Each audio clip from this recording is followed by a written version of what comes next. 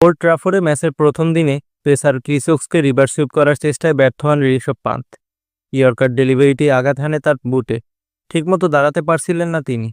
তার ডান পায়ের পাতায় একটা জায়গা ফুলে যায়, সেখান থেকে রক্ত ঝরতেও দেখা যায়। পরে গলফ কার্টে করে মাঠের বাইরে নেওয়া হয় তাকে। তখন 48 বলে 37 রানে ইনিংস খেলেছিলেন তিনি।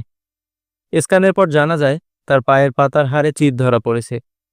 ক্রিকেট ওয়েবসাইট ESPN ক্রিকইনফো বৃহস্পতিবারের প্রতিবেদনে বলা হয় 6 থেকে 8 সপ্তাহ বিশ্রামের প্রয়োজন পান্তের। তবে সবাইকে অবাক করে দিয়ে এদিন ইনিংসের 102তম ওভারে শার্দুল ঠাকুর আউট হওয়ার পর তিনি ব্যাটিংয়ে নামেন।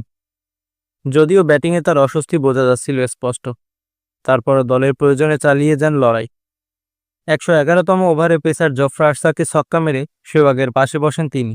50 পূর্ণ করেন 69 বলে। আর্চারের বলে বোল্ড হওয়া শেষ হয় তার 75 বলে 74 রানে ইনিংস। 3-4 ও 2 ছক্কায় করা ইনিংসটি ভারত অল আউট হয়ে যায় 358 রান।